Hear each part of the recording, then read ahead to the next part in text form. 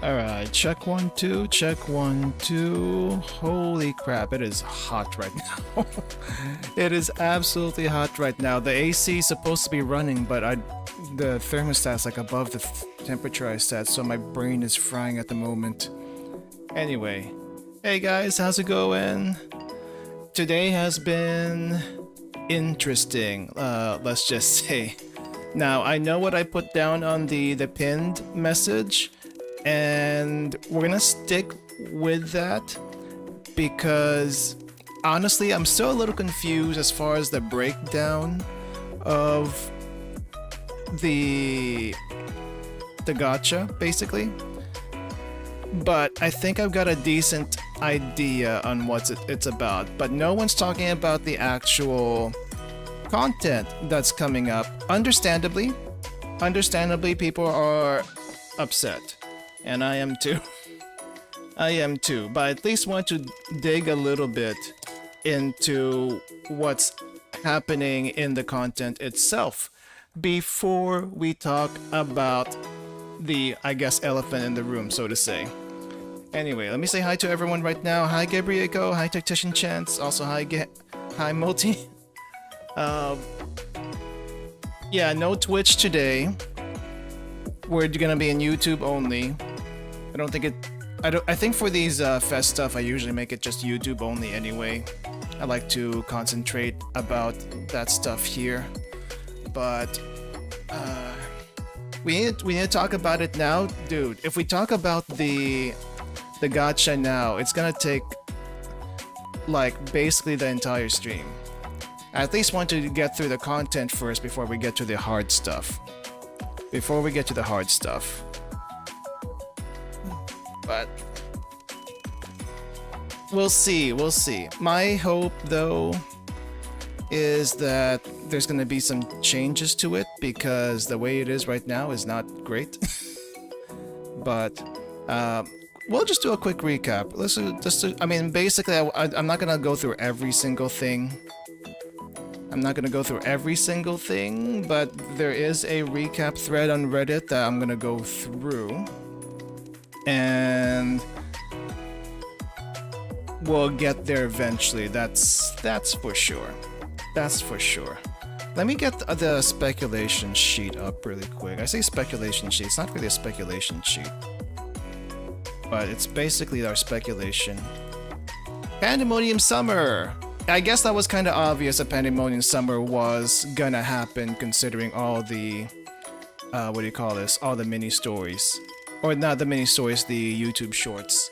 I was hoping there'd be a little bit of mention with Odyssey. There might be still in the afterwards. I don't know if they make an afterward. CNC Summer was a hope, but I guess it's not happening. So, yay for Pandemonium Summer. Great. Great for Pandemonium Summer. Let's do this one really quick. Let's see, where are we? So, Pandemonium Summer, for some reason we got a pirate thing going on here. There was one screenshot that I saw.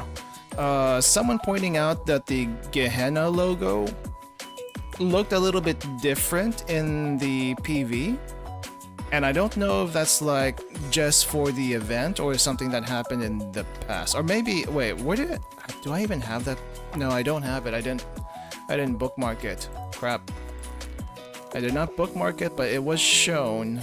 Someone pointed it out. We'll check through the PV, see if there's anything there. I don't think there was a PV for the main story chapter, but everything is basically Gehenna related. We had Trinity Summer, not last time, but you know, the last FES. I had to remind myself that Shanghai Jing Summer was not the FES one. Shanghai Jing Summer was just the pre-FES stuff. So, there's that. New furniture interests me. I haven't seen any of the furnitures, I'll be honest. Is there any furnitures here listed? I know I'm scrolling down here. It's probably in the actual live stream, but I didn't get included in this one. I feel like whenever the gacha posts go up on Reddit, they skip over at least the cosmetic stuff, and then focus mostly on characters and I guess new systems, understandably. But I was a little surprised though, as far as Pandemonium goes, that they showed everyone. I was half expecting it to be, what do you call this? I was half expecting the banners to be split like it was with Arias, but then again, when they did the Tea Party, they showed basically everyone, and I guess picked up the rest of, what do you call it? Picked up the rest of the Justice Task Force. I had to think about that. The rest of the Justice Task Force were also picked up when they did Trinity. So, for all intents and purposes, the only groups in Trinity that don't have a swimsuit is, I want to say the Sisterhood, but not technically all the Sisterhood, because Hinata has a swimsuit. Sakurako, Mari, Shimiko, because Ui has one, and then the Sweets Club. They're the only ones in Trinity. Oh, I guess also the Vigilante group too. Vigilante group too. For Gehenna, I think almost everyone has a swimsuit. I don't think every club that we have so far has a swimsuit, but the majority of them do. But Gehenna, we also have a main story. Yeah, that's actually pretty big. Let me see. I'm trying to find I'm trying to find my pins that mention it. I have like stuff everywhere. Stuff everywhere, and I didn't get some of it like bookmarked. Only 3 characters had swimsuit in Gehenna. Akko doesn't have a swimsuit. Yeah, I guess Problem Solver doesn't have a swimsuit. Problem Solver doesn't have a swimsuit. Lunch Club doesn't have a swimsuit. Technically Megu doesn't have a swimsuit, but Kasumi does. She does. And actually, I don't know which ones of the, what do you call it? Which ones of the I'm trying to think.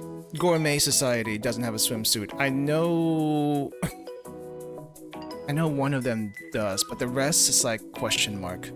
Also, reminder, it's very hot in my room right now.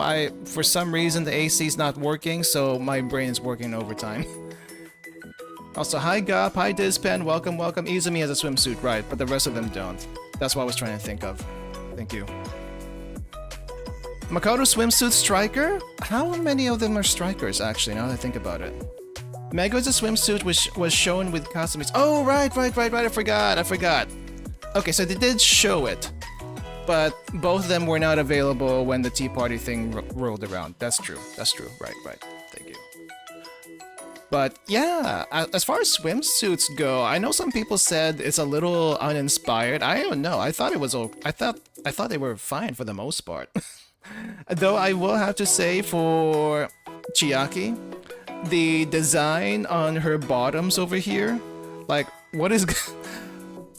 There's a very particular focus on the design on the bottom. She doesn't have it at the top because the top already has the... I don't know what you call this. It's not fishnet. This top, I'm not sure what you call that top. It's a very holy top. That's what it is. That's what it is. But the design on the bottom, like, wow, where's that go? What's happening there? We do have Makoto, and holy crap, I think it's just basically a regular bikini with the draping around it. You know, I feel like that's okay. I don't know what people are complaining about. She looks good. She looks good in it. Now, the The one thing as far as the swimsuits, I will say, is Satsuki is Satsuki. Satsuki is Satsuki. She will always give you an eyeful with her outfit. You know, like, how is this containing her outfit? I don't understand how this is not spilling over. Have you also seen the Zozo outfit for Akko? Let me see if I can find it.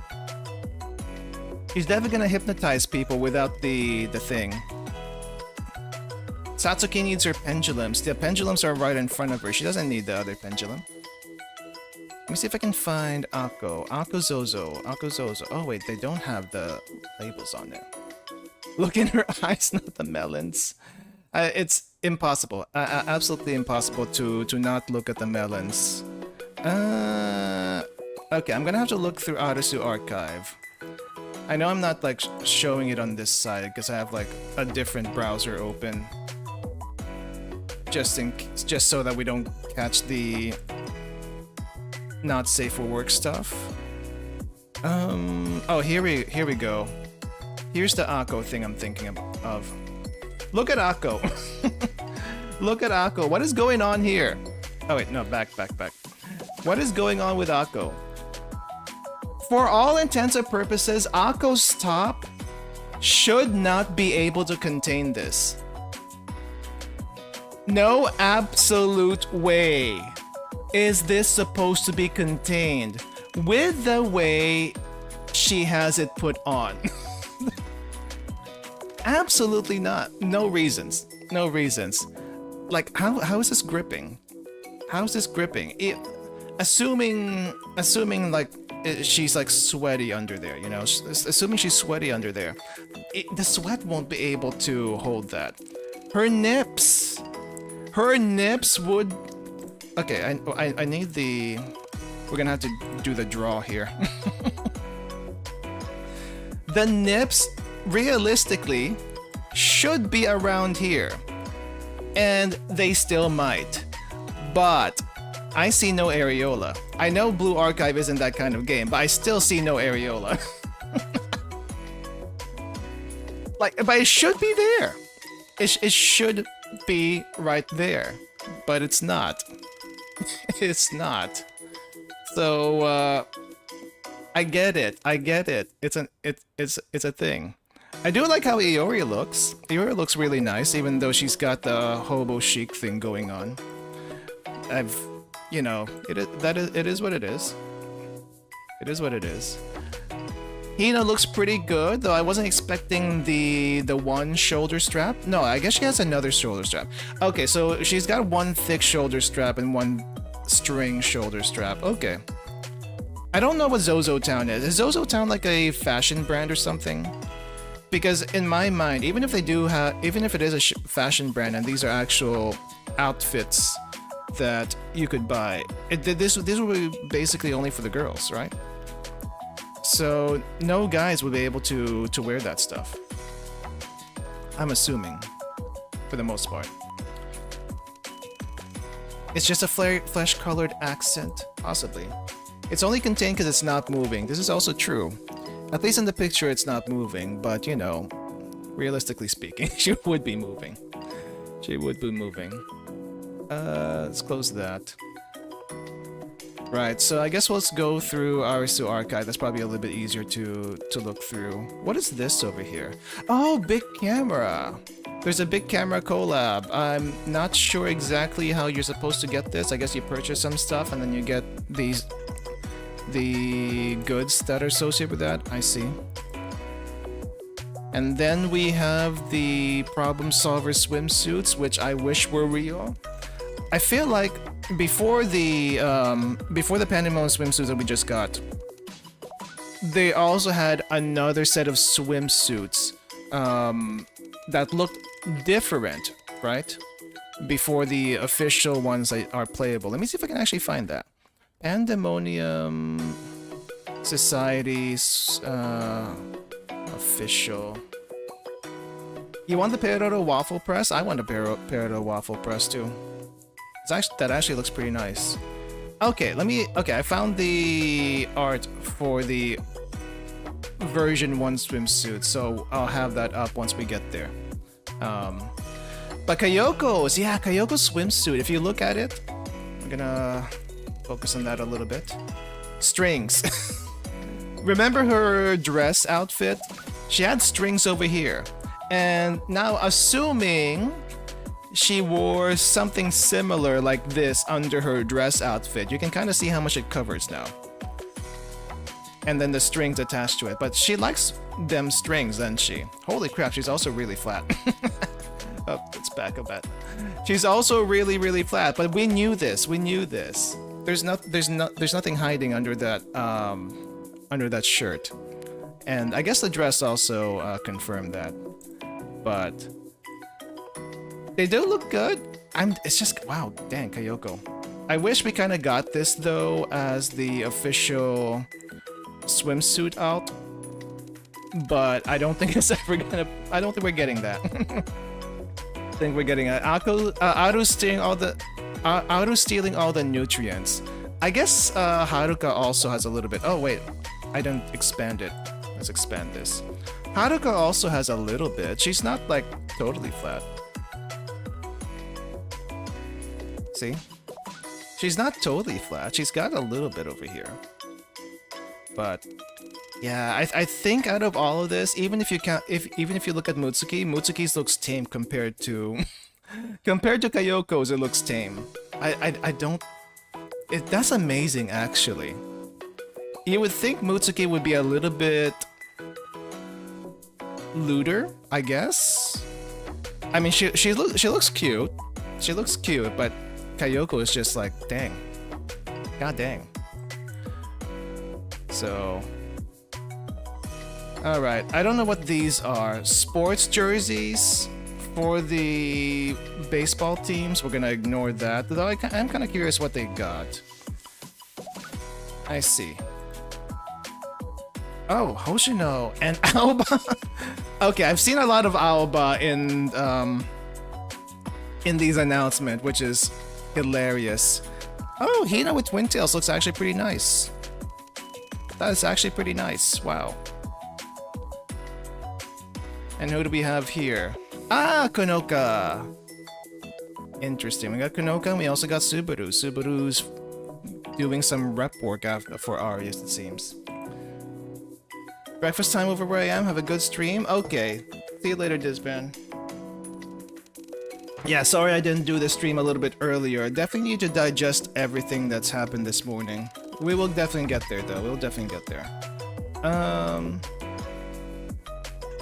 So I already looked at Chiaki's. We got that lattice work design on her.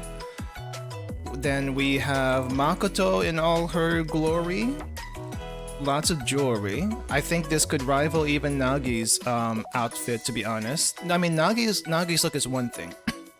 But as far as the amount of bling both of them have, it's they're wearing quite a lot of jewelry for the beach. Is all I'm saying. That's all I'm saying. Satsuki is just gigantic. I don't think we. I think this post here basically sums that up. It's big, very big. Okay, for the actual swimsuits that most people probably want to look at, IBUKI! IBUKI finally gets a swimsuit. I'm not oh, wait. I don't think I've ever actually seen her horns. No, wait, actually, no. Her horns did show up when she was using the dress outfit in the PV. And I guess in her dress outfit cut-in in the event. So that's kind of cute, actually. That's kind of cute. I guess once we're going through that, her live 2D, yeah, we'll look at the PVs for that also. Speaking of the swimsuit outfits, you guys remember this? You guys remember this from the original illustration that they did for their swimsuits? Like, these are nice. I feel like these are pretty good already. But then this is arguably a little bit better. Maybe. I don't know. I feel like I kind of like her hairstyle here and the little ribbon. And just how her swimsuit looks like that. But this is also pretty good. It's pretty good too. It's very flowy. Yes, she's got a dress over her swimsuit. Definitely age appropriate dress. Age appropriate dress. And let's see. IROHAs. This is what IROHAs look like, right? She's always wore a one piece. The one piece she has in this thing looks pretty good. Chiaki's outfit also. I think I like this Chiaki outfit a little bit more than I like this one. Like, this one's not bad. It's very fancy. This one though, I think I like the layering of the shirt underneath and then the whatever the heck this is. The clear thing on top and then the short shorts. This was nice. I like that one.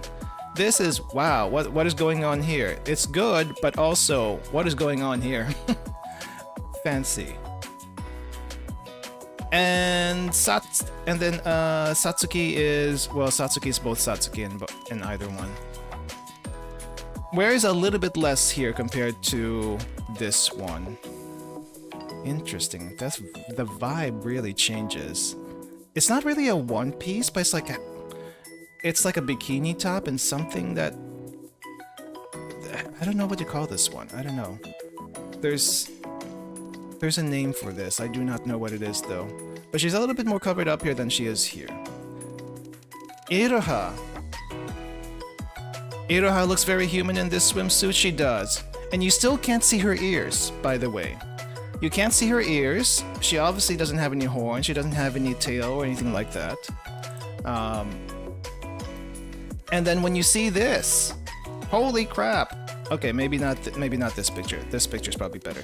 This picture is still a one piece, but it is showing her sides quite a bit. I wasn't really sure what to make out of this. On one hand, it still looks weird on her. No matter how I slice it, this still looks a little weird because it's like very frilly compared to this. Like, this one has a little bit of frills down here at the bottom, and the off-shoulder look is pretty nice. This one, yes, the hat is nice. The hat is nice. She's still very fluffy. Her hair isn't up, so you don't get that different hairstyle, but she's still hiding her ears. I don't know if her ears are the one thing that is actually pointy.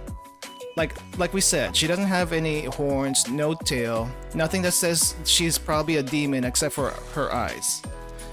For some reason, they're keeping her ears away from us, and I'm not exactly sure why. Like, is there a huge reason why she's keeping her ears hidden? Maybe we'll find out. Maybe we'll never find out. I don't know. But the ribbons here on the side, I do not know what that's supposed to. We still have the navel indentation. That seems to be a. This seems to be a thing even in her other outfit. But the ribbon keeping this together, even if you were to undo that, I don't think will like undo everything. It's just there for design. It's just there for design. But she has a lot more ribbons and frills than I expected. But I guess it fits because of the floofy hair, right? The floofy hair. Yeah. The floof is essential. I saw the animation for the live 2D. That was good. That was really good, actually. It's too bad it's not going to be here. We have to go to YouTube for that one. So, I think these are new mobs or something. So I think these are like probably new NPCs or mob characters for either the Gehenna chapter or the Gehenna, the Pandemonium event. I didn't see this until now. So I guess let's scroll through really quick through the event PV and then we'll do the story stuff. Oh, is this an Odyssey student? Oh, is this an Odyssey student for real? So are they actually going to show up in the event, you think, because it's out in sea? That would actually kind of make sense. I don't think we saw this particular NPC in the PV. Is this it's not PV6, PV7? Or is it PV 6.5? I don't know what we call that thing anymore. NPCs look like pirates. Yeah. All right, let's look at the PVs really quick. I have one of them up here. Actually, let me mute this one over here. So we're not gonna really go through the skills and whatnot. We're not really gonna go through the skills or whatnot. We can look at them once that's a little bit more sorted out on the internet. I don't think people have sorted that out yet. So we'll get that when we get that. But the live 2D stuff should be... Where is it? I think it might be in this one. This particular PV is not in a separate video, but the animated PV is. So I have that one separate, but not this one. Wait. The PVs after the IROHA reveal? Yeah, I'm trying to scroll through it. Is this it? Is this actually it? Let's see.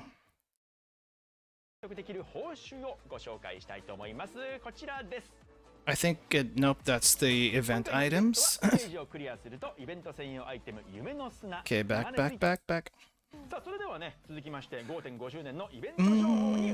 Okay. Back.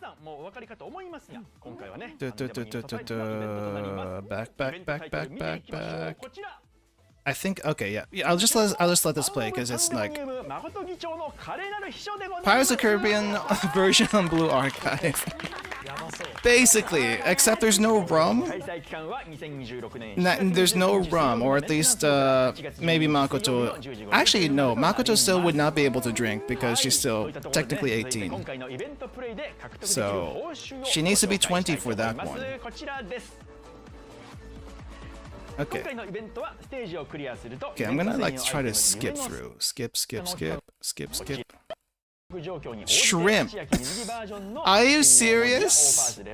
The mini game is a crab shrimp thing PvP. Okay, that's kind of funny. Okay, let's do this one then.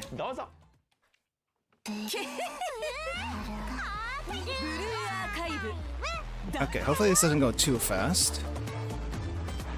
We're out in sea, we're pirates. Seems pretty fun already. Oh, we got all the live 2D animations. Nice. Yeah, I do see she's a special student.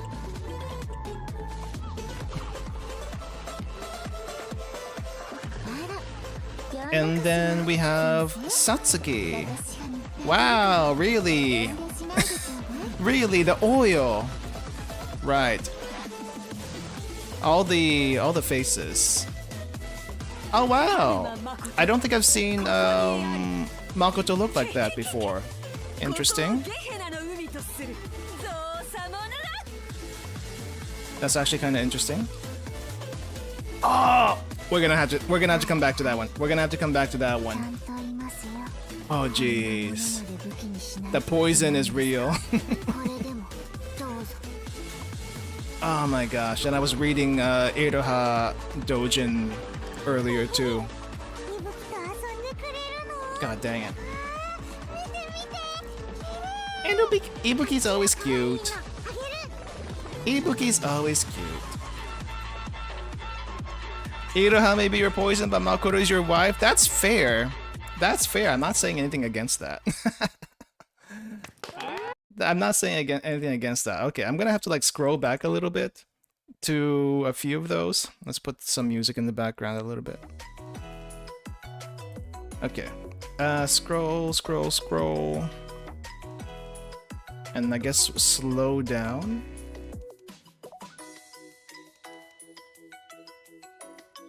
I am kind of surprised though to... Okay, we'll slow this down first. Playback speed at... Holy crap. Oh, 0.25. I'm saying... I was trying to see that. I was like, why is there no decimals? But I have to use the slider. Okay, Summer Makoto. Oh, wow.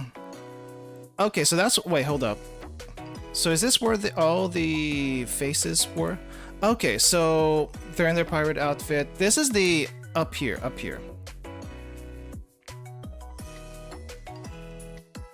Oh, geez, this is already, like, taking most of my screen. This is what I was talking about the Gehenna logo earlier. This thing up here. Now, it might just be for the event, but you got like Gehenna and supposedly that might be an Odyssey logo there, but also it might just be for the event.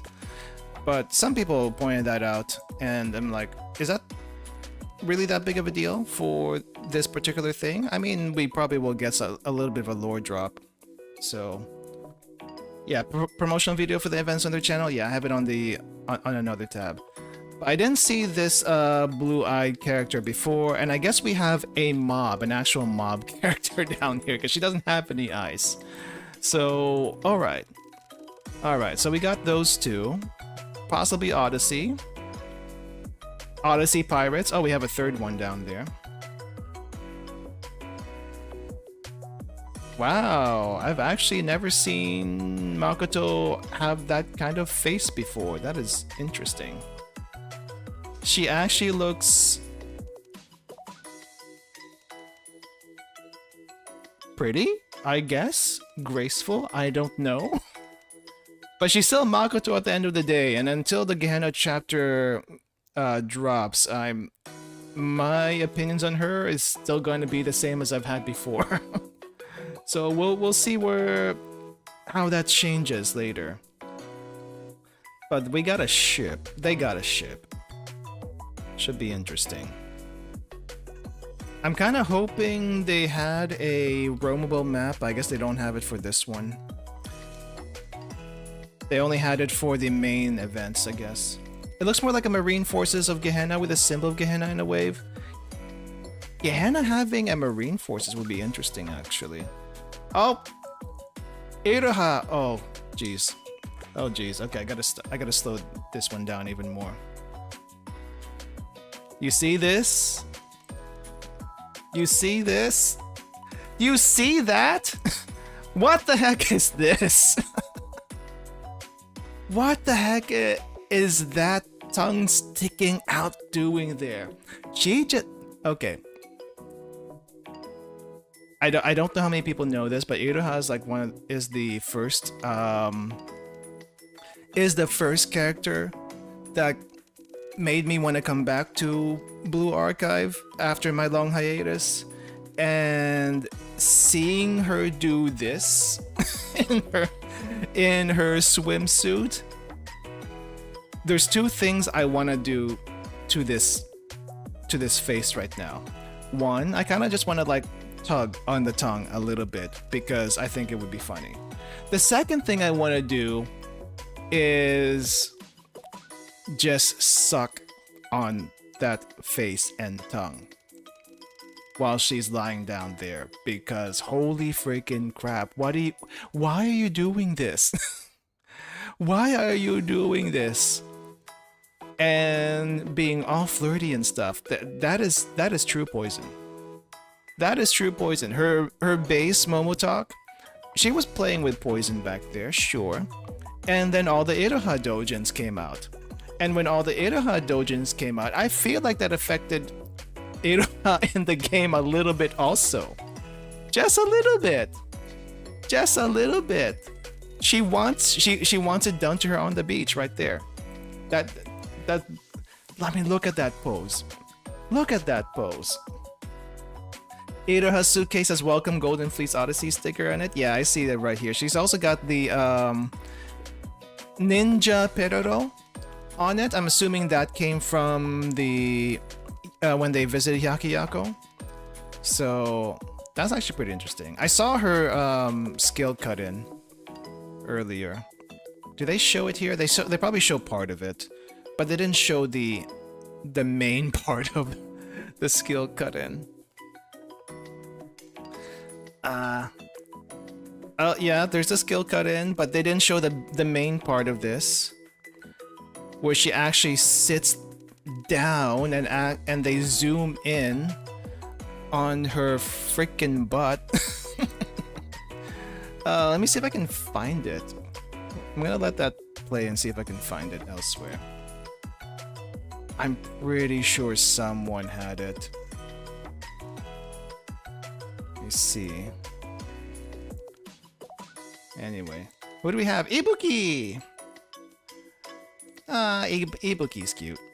I mean, what do you want to say? Look at that. She got the face. She's like the pure. She's a pure little kid that you just want to protect. Unlike the kindergarteners, or I guess elementary schoolers in Shanghai Jing, that's a little bit different. You gotta correct those ones. This one though, she needs no correcting. She needs all the head pats though. She needs all the head pats, but when she's got a really cute pose for that. Okay. Let me see if I can find the IROHA animation. Someone's gotta have it. Someone's gotta have it. Okay. May have to like do a search.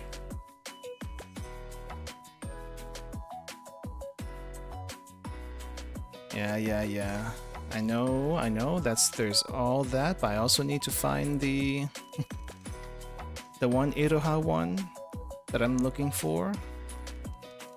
And I didn't bookmark it for whatever reason. That's on me.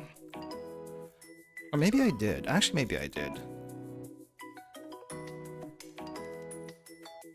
I have a bunch of screenshots from the other PV.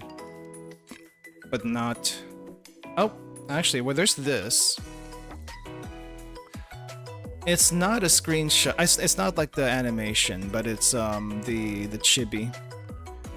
I didn't realize IROHA had all that back there. At least it didn't seem very obvious with her sprite before, or maybe it was, or I don't know. Maybe it was. Well, there was this also. Let's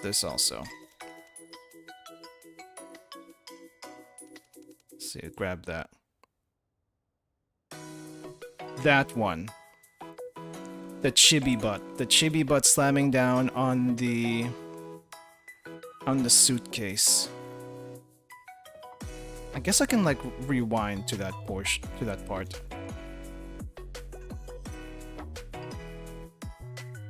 The one furniture though that I see most is this one. This one where IBUKI and IROHA are in the sand, and she's just kind of like burying her in it. I thought that was pretty cute. And it's also interesting that you can see the halo go out. I'm pretty sure we've had a couple students in furnitures have their halo like disappear as they're taking a nap and whatnot. But it's still interesting to see it happen here though. She's like just snoozing under the sand. But yeah, lots of actually pretty good fan art that just sadly got overshadowed by everything else. Oh, I guess if you haven't seen the Blue Sechi one yet, Blue Sechi also posted this. Basically the IROHA animation, but on a loop. Thought that was pretty cute. Let's see. Yeah, I'm looking through my timeline and likes, but I don't think I had most of them because most of the discussion was about the elephant in the room. Understandable though, understandable. Alright. So where are we with the thing? At least it's not Yuka. Dang, if that was Yuka, that'd be like flattened. That will be a flattened suitcase. Oh yeah, I guess there's a second PV. The other PV. Let's take a quick look at that really quick. So, this one. Cute! I took a lot of screenshots of this part. Dang, they really focused on her bottom back there, didn't they?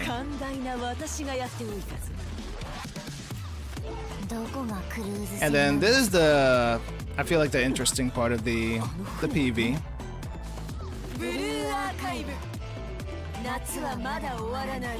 Now I'm kind of curious if this is still in what do you call it? If this PV is like within like part 2 of the main story. But I got a bunch of screenshots of these particular ones. Let me see if I can grab them. One of the rare times I will put my post up here because it's relevant. How do I access it? Oh, here we go. There we go.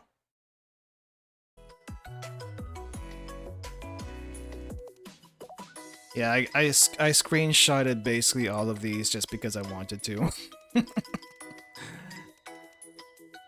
God dang, girl, you're like facing towards us with that swimsuit. Wow. Oh, I can actually barely see the silhouette for IBUKI down here. It's like really faint, super faint. But you can kind of see it. You can kind of see it down there. Wait.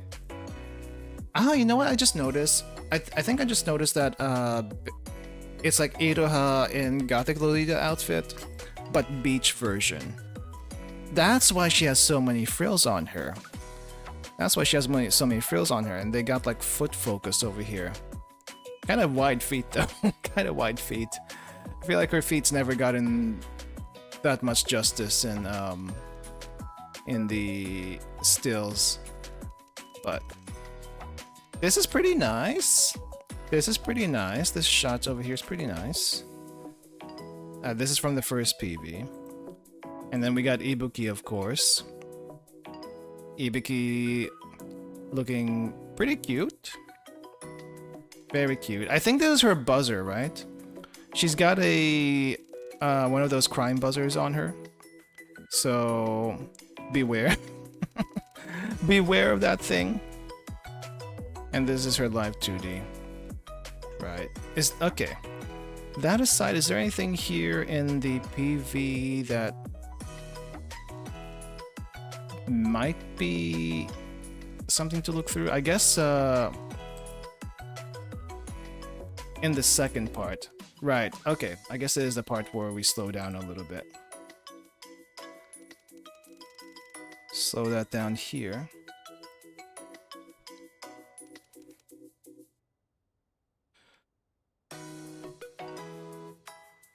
Good lord.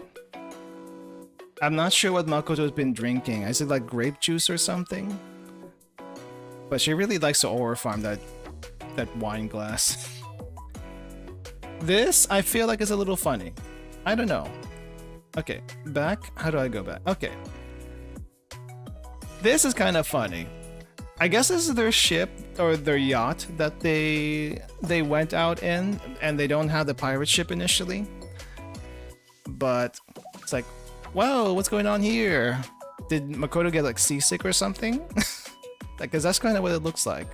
And this looks more like a fishing boat actually than an actual yacht. So that's another thing. It's kind of hilarious. Middle of the ocean. I guess engine troubles on the ship, so they have to go elsewhere.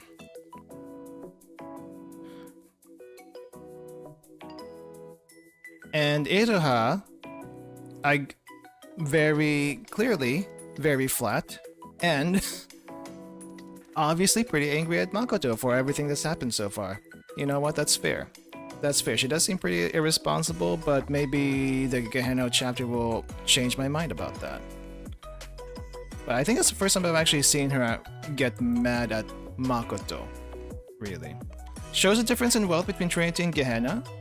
I mean, Gehenna's not filthy rich, but they're not too badly off either. At least they're doing a lot better than Red Winter for sure. So... Okay, Satsuki's not good with ghosts and paranormal, and for some reason the ghosts and paranormal also have guns. Because why not? This is Blue Archive. And Makoto's aura farming going out there. Okay. Something to look into. I do hope there's some development here. Oh, okay, so they didn't have this, what do you call this? They didn't have this logo initially when they came in. This is something they pick up later. Okay, that is an interesting thing to keep track of. But it's definitely a Gehenna thing. Definitely a Gehenna thing. Alrighty then.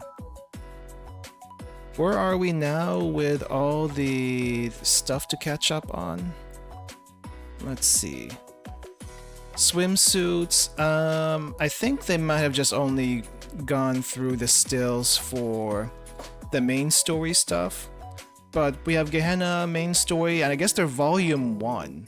Like Abydos was volume 1, they now have volume 1 for made Gehenna volume 1. So I'm kind of curious what the rest of the volumes are going to look like. But we do have another cat, it seems. Or maybe not actually a cat. This one over here. Now, she could just be like a gothic... actually, I don't think that's even gothic Lolita. She almost has the JIRAIKE outfit kind of thing going on. But she's got the pink cat here. Also pink. Keep an eye out on pink hair. We'll see how crazy she actually is compared to all the other pinks that we have. Just keep that in mind. Just keep that in mind. Pink hair usually means there's something wrong with her. But she's got the cat aesthetic. She's got the cat aesthetic. Now, is she actually hiding cat ears under those hair buns? I have no idea. No idea.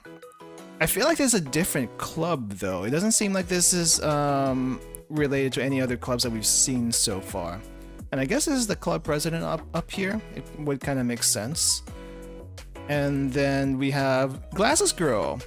New Glasses Girl. It doesn't seem like she has any demonic traits on her. Her ears look normal, no horns. Eyes are a little slit, but not too slit, at least not like IROHA's. So she might be question mark human? Question mark? Possibly. Possibly. I feel like there are a few humans in Gehenna anyway. We know Kirara is basically cosplaying as a demon. So she's probably human. But I don't think I know of anyone else in Gehenna that might be human, so she might be the second one here. So that's a little bit interesting, at least from that perspective. And then we have this one. This one. It seems like, yeah, I'm gonna guess this is something that happened in the past, if not the present. Well, it's either the past or the present, wouldn't it? But yeah, well, Hina and Makoto, they never got along, it seems. At least here, they be glowing. Their eyes are both glowing, so that's I'm not. Is this a for a photo op? It's got to be for a photo op. It doesn't make sense otherwise. Also, I don't think we've ever seen Hina side by side with Makoto before, so she looks a little bit taller here than normal, doesn't she? How tall is Makoto anyway? I need to double check that, because I feel like Makoto is on the tall side, but this makes it seem like she's not that as tall as you would think she is. Makoto is 169. Okay, Makoto's 169. Hina is 140 something.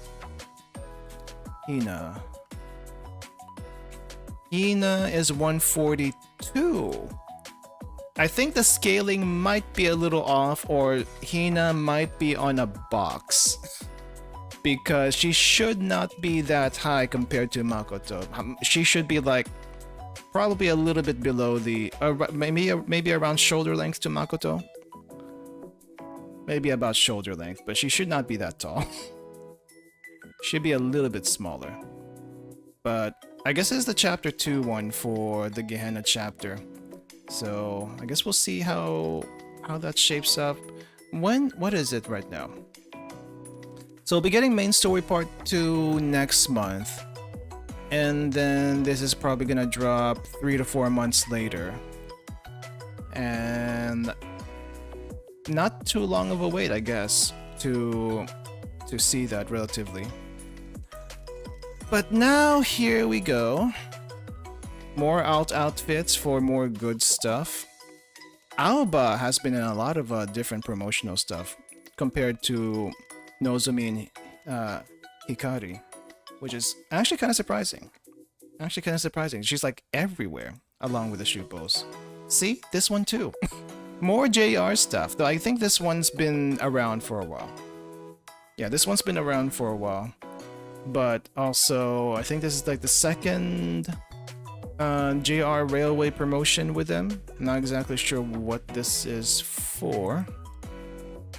But, yeah. There is one system thing that I guess they didn't get covered here. So we're gonna go to Reddit for that one. And we'll get closer and closer to a thing. Well, a couple of system things. Yeah, they do like trains. I do like the trains in Japan. That makes sense. So they're adding this summary for the volumes, I guess. I don't know if that means you also have to complete them. But it's interesting that they're doing this, but it might just be like quick overview rather than an actual PvP. Though they might toss in the PVs also here from what it looks like. New login content for the month. So we have a monthly login content now on top of the dailies, I guess. It does look like this might be the battle pass. So we had like a trial. Well, I don't know if it's like a trial battle pass, but we had the Chronos battle pass, which happens during FES. But I think this might be the other battle pass that they're adding, or is this something else? Maybe I'm missing something. Maybe this is something else. But oh no, they do have a. Well, this one has 2 tracks, which makes me think that this is like a battle pass. Yeah, the 3,000 yen. It is a battle pass. Okay, so this one's a battle pass. This one's not a battle pass. I mean, battle pass is optional for the most part, so ignore it for them unless there's something you need from it, like furniture and whatnot. This one, I think this, what is this next part? Virtual aptitude test. It's a combat feature that forms up to 5 spots to challenge large waves of enemies. Okay. I think the way this was described to me, it was like either Refraction Railway in Limbus Company. If you don't know what that is, basically you have to like make multiple teams and have them fight multiple waves of enemies, which is basically what this is. I don't know if that takes, if that's the same in any other gacha game. That's the only one I'm aware of. But multiple waves probably means you're gonna need a healer to sustain your party here. It may or may not be easy. We'll have to see. For the most part, if it's just mostly mobs and time limits, I don't think it's going to be that huge of an issue. So, what is JFD? What is JFD 2? I'm not familiar. Oh, wait, the firing drill? Could be the firing drill, but this is probably a little bit different from the firing drill. With the firing drill, it's what do you call this? It's like multiple teams for like the same thing, right? But I think this is one huge wave of enemies and you have multiple teams to fight the same wave kind of thing. I think that's what this is, and you get like specific drops for that. Now, I honestly, for this part, I don't care one way or another. It's just another way to increase stats for your party. Some people have said, oh no, we're getting what do you call this?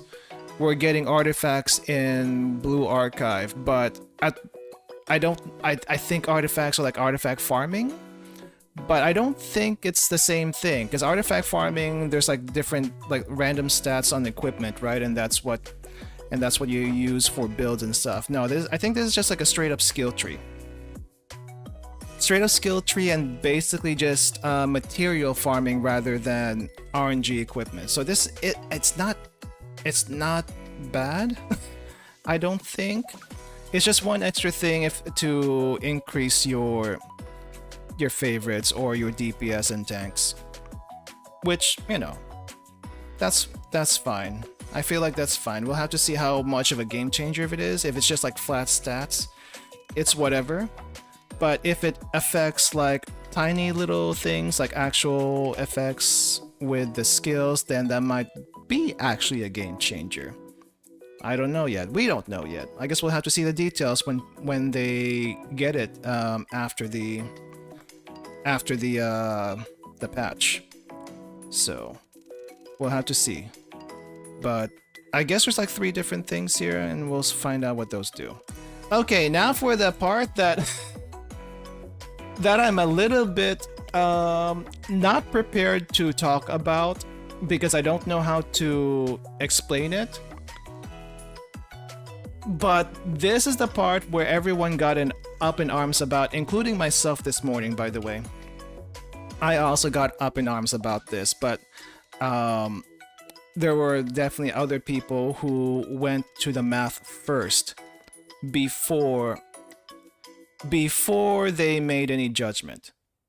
So, long story short, what the heck is happening here? I'm gonna put a thing on the screen just so we're clear about some things. Now, here's a text here on this page. You can read it. I have linked things in the description before the stream, so if you want to pull that up, you can pull that up yourself and look at them.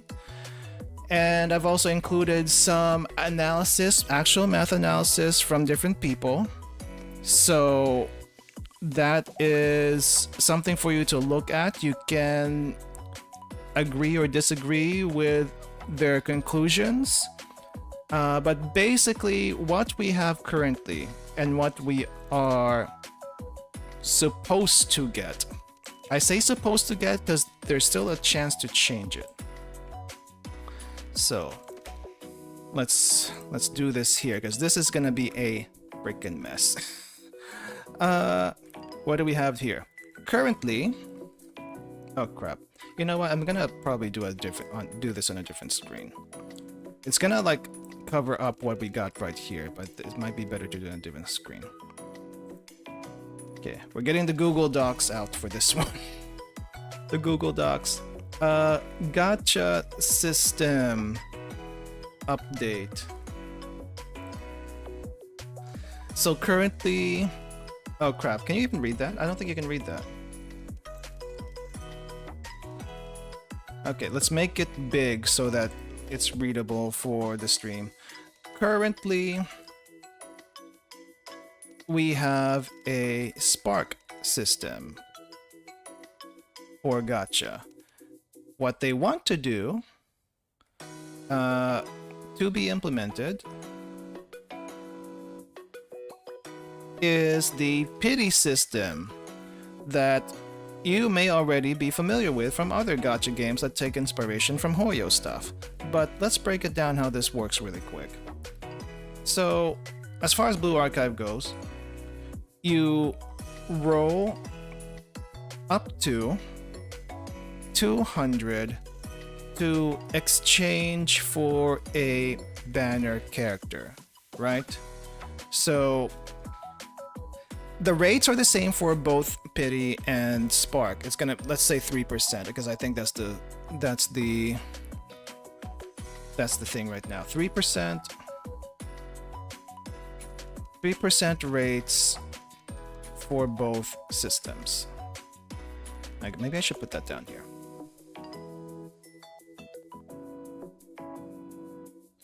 Or what is it called? Constants. Why did I change the QB? I think I changed the QB, and that might have something to say about the state of the game. I don't know. Let's see, 3% constants for the gacha. Constants for the gacha. 3% rates for both systems. So Spark roll up to 200 exchange for a character banner. For the pity system, we have a 50-50. Okay, well, I don't like that formatting. 50-50 at 100 pulls.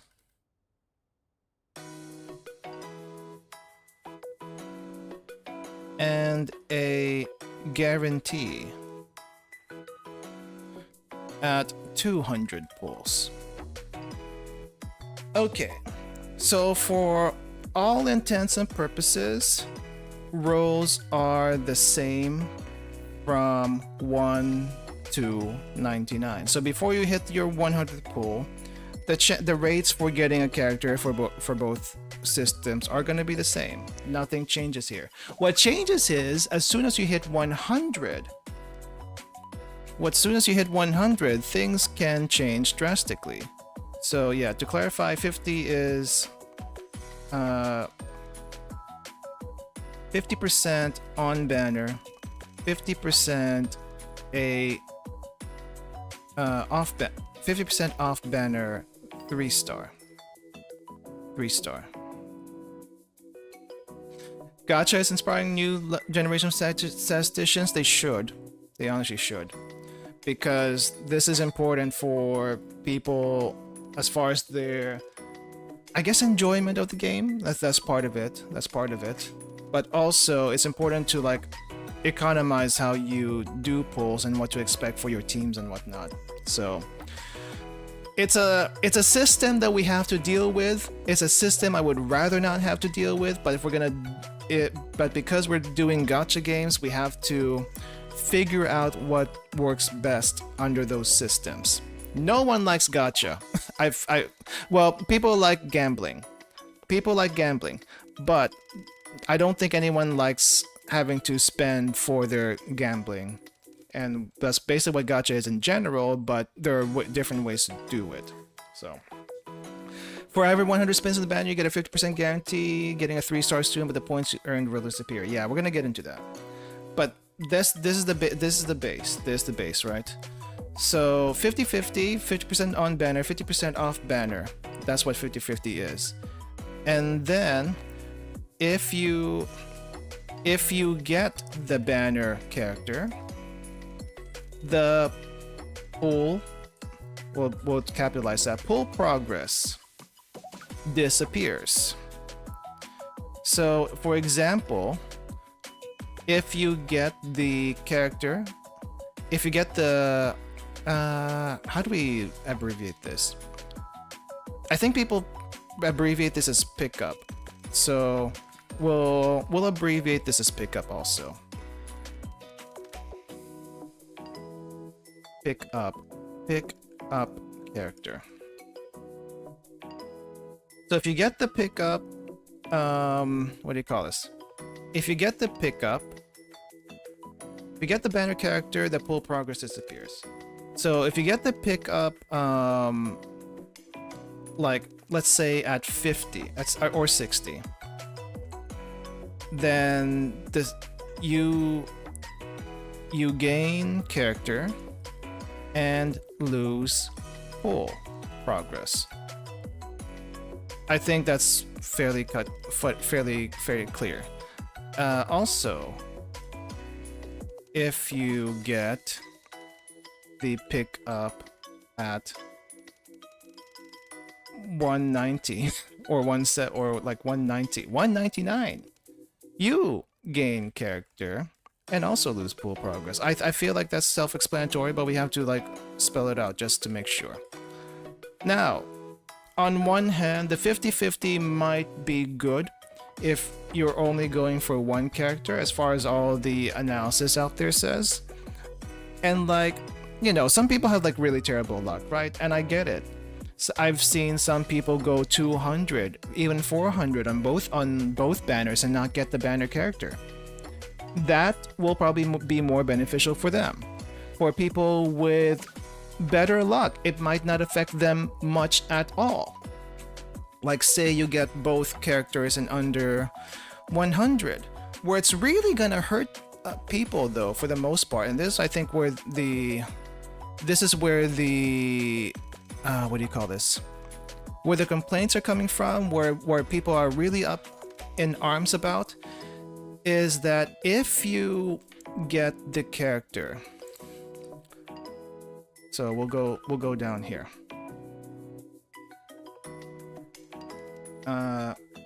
Arguments versus and for. We'll go scroll down here. I forgot to add something for the Spark system. Roll up to 200 exchange for banner. Progress does not reset until exchange. Cannot exchange if under 200 pulls. There we go. So that's basically how those work, right? That's basically how those work. Arguments versus and for. If you pull 190 on either. Let's say, actually, let's just say 100 on either. Pull 100 on either. For the Spark, there's no coin flip at 50. No coin flip at 100. May or may not get character. Well, may or may no coin flip at 100. Chance is still 3%. Pretty low, right? Pretty low. When you look at it versus pity. Pity at 100, coin flip at 100. Either you get banner or you don't. If you do, progress resets.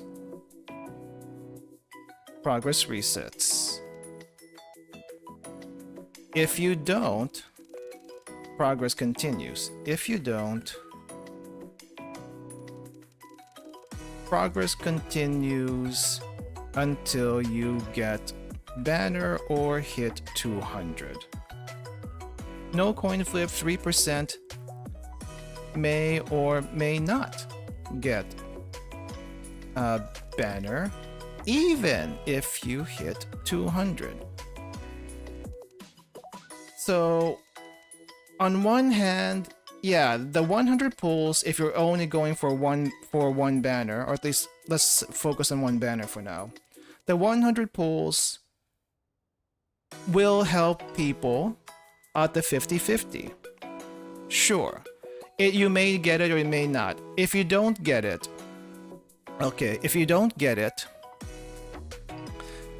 if you don't get the 50-50 on pity, then you can still get the banner character on the way to 200. That's usually not a problem, because even on Spark, if you don't get the banner character at 100, you still have to work your way to 200. Now, you could get it, but the main argument here is,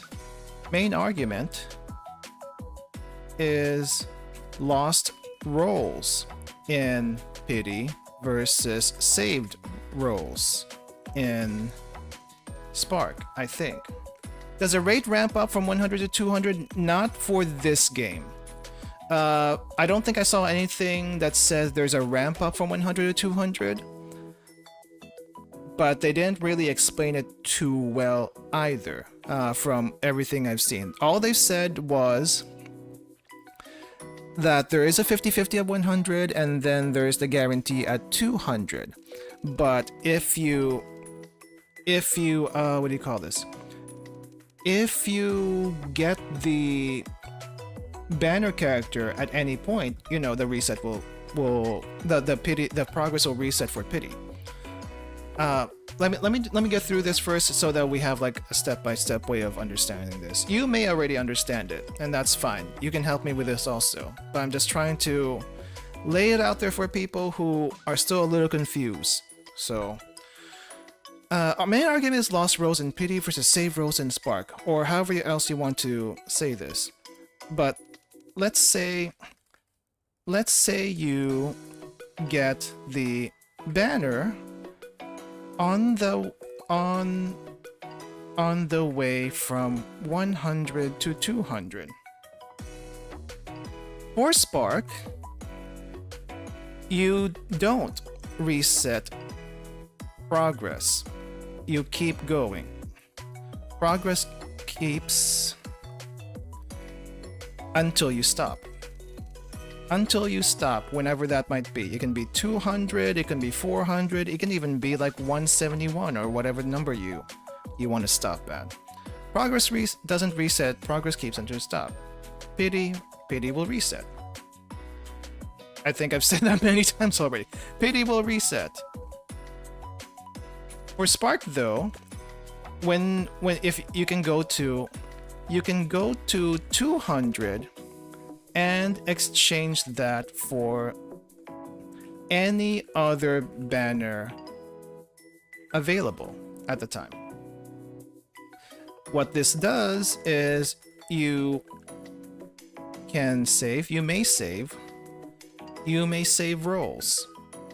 Basically getting a 2 characters for 1 banner deal. You can think of that as a 50% discount or whatever, however you want to do it. You can even get both. Get both characters along the way before 200. That wouldn't change much between pity and spark. But the argument here is what happens at the worst case scenario, because you always gotta think about the worst case scenario whenever you're trying to economize your pulls and stuff. Pity will reset. Let's say you reset at 101. Say you reset at 101. Loss is let's say you reset at 101 and get the character at 50-50. Not too bad. Not too bad. 101 rolls for both. Roughly the same as spark. Now, worst case scenario, say you reset at 190, because people like to use 190 because everyone does 10 pulls, right? So let's say you reset at 190.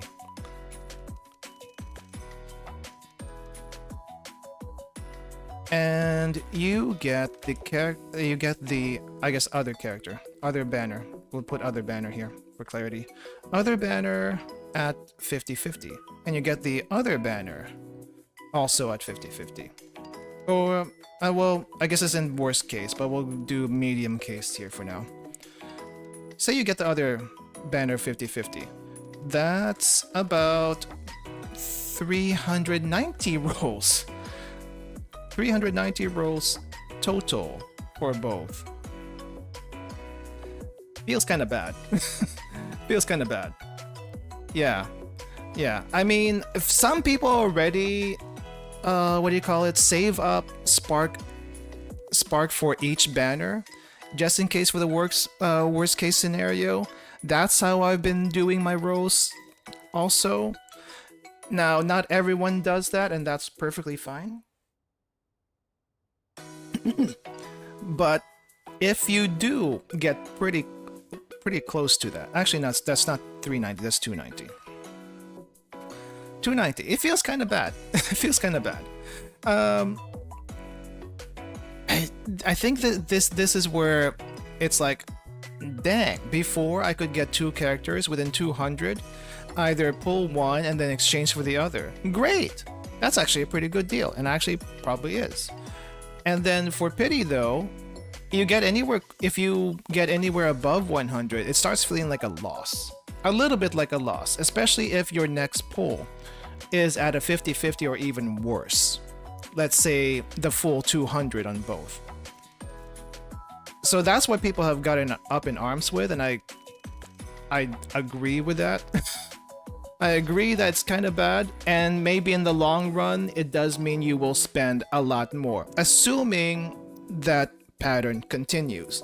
Now, luck is different from each person, from person to person. Luck is different from day to day. It depends on the weather. It depends on who the heck is making dinner at the moment. So, you know, it can change. If you somehow get, if you normally get the banner in, well, both banners, let's say both banners, you normally get both banners in less than, if anywhere from like about 100 to 150, nothing's really going to change much. Nothing changes much regardless of system. Nothing changes there. You might only maybe major change is an increased chance at 100. And of course, if you get 100 on one banner and then you get the 50-50 again on the other banner, sure, that's great. But to get 50% times 50% is 25% to get both banners at 50-50. So maybe on average, maybe 1 out of every 4 recruitment periods, you're probably only gonna get that 50-50. Maybe on average. Most of the time, you're probably gonna be spending upwards of close to 300, if not more, if you're gonna do both banners. Now, a lot of people say for FES and FES only anyway. Some people don't even roll for limited students like me. So I don't know if that changes anything on my end. But for people chasing limited students, and they usually drop 2 at a time, it's kind of rough. It's kind of rough, especially, I mean, the amount of pyros you get and 10 roll tickets isn't so terrible, I suppose, depending on how often you roll. But you still gotta budget that. And at least with a 200, with a spark, you can at least, you know, be guaranteed. The main difference between the two is spark is a guaranteed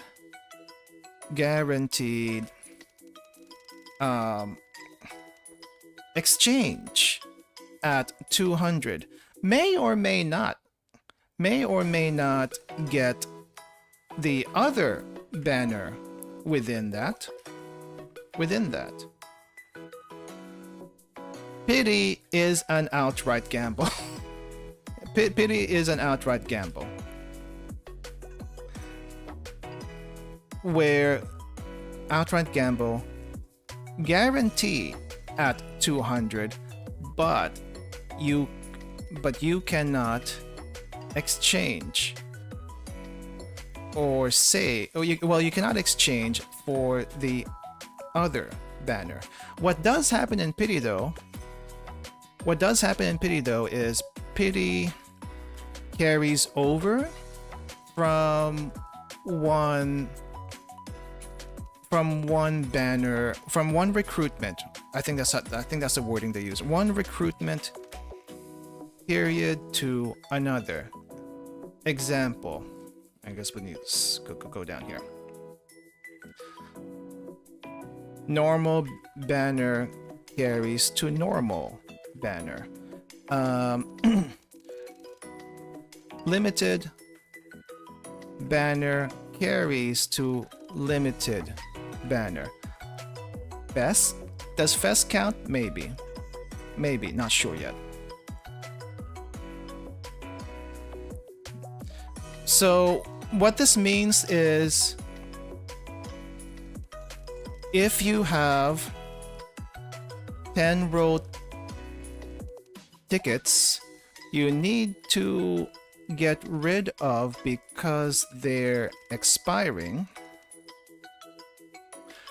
you can use that and have it count towards progress for a future banner. Now that's a small plus. It's a small plus. It's a small plus, but it's a plus nonetheless.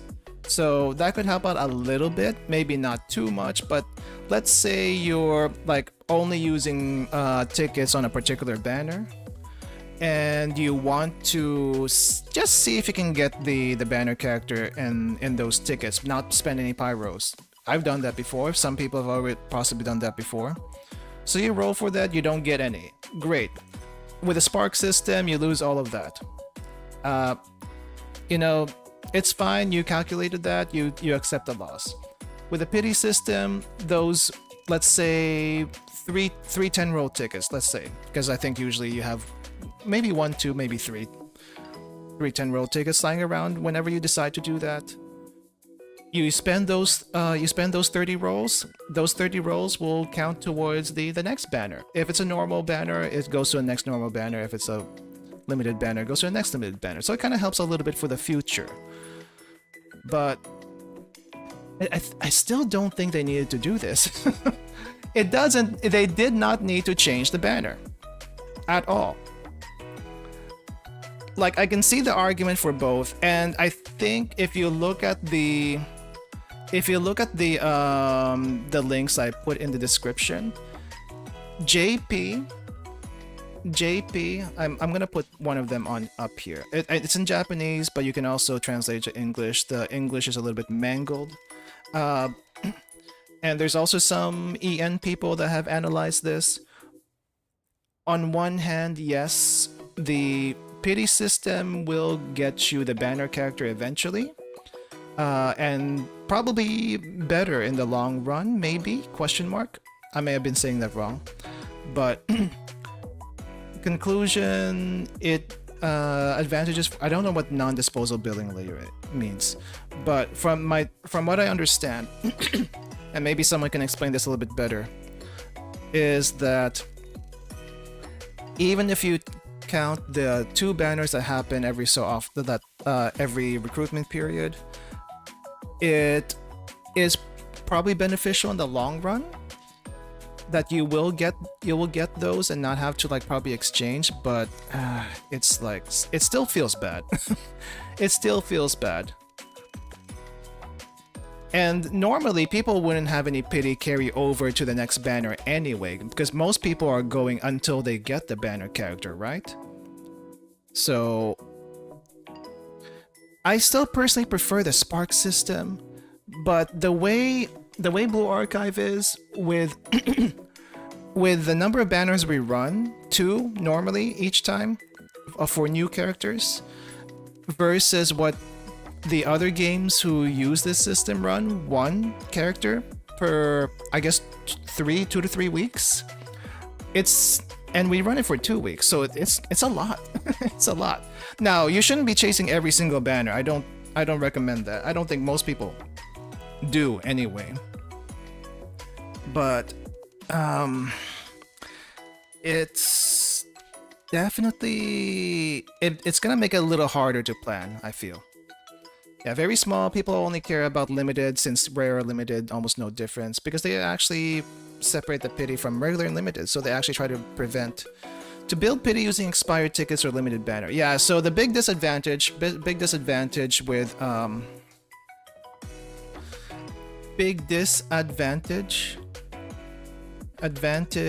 with pity, you can't use the pull progress between limited and normal banners. You can with Spark. So let's say you roll on a normal banner and you hit pity, but you also get the banner character during that time. And there's a limited banner happening at the same time. You can use those spark points in exchange for the limited banner. Perfectly fine. Perfectly fine. But you can't do that with pity.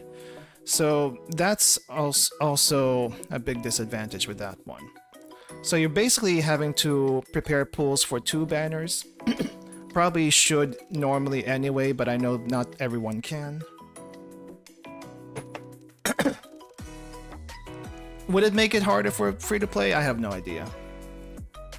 I know whales have said they're probably not going to spend as much now.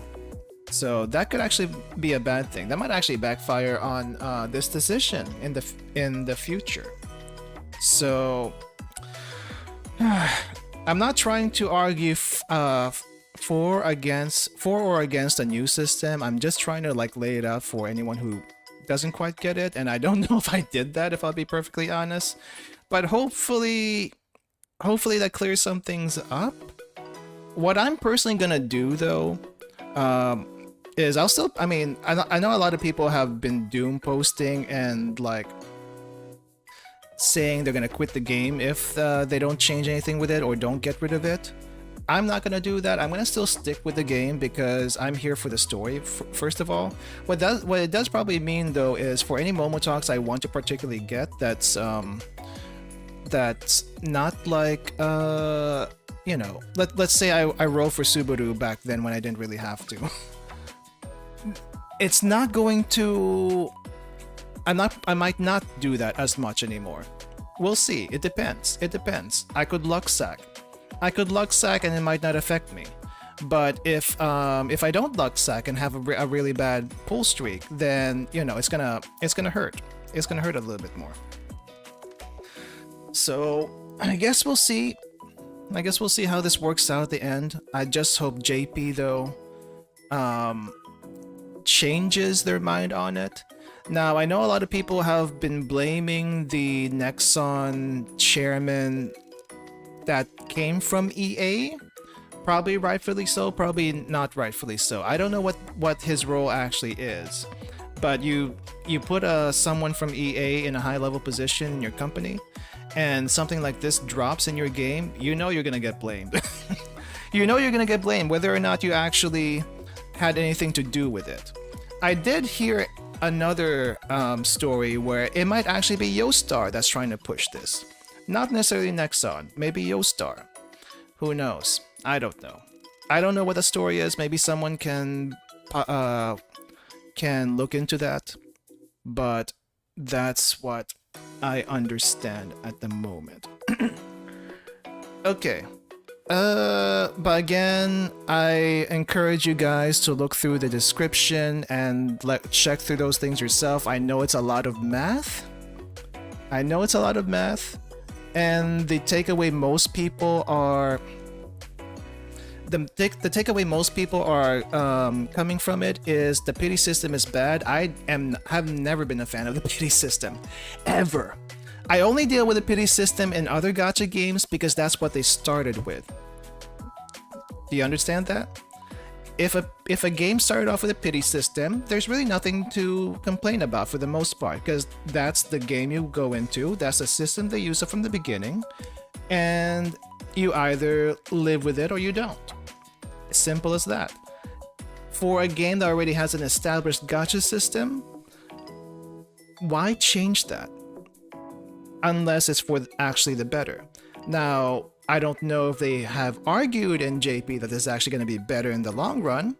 The players themselves had to do a lot of math and graphing and statistics to figure out, is this actually going to be better or worse in the future? And it's kind of split on both depending on how you look at it.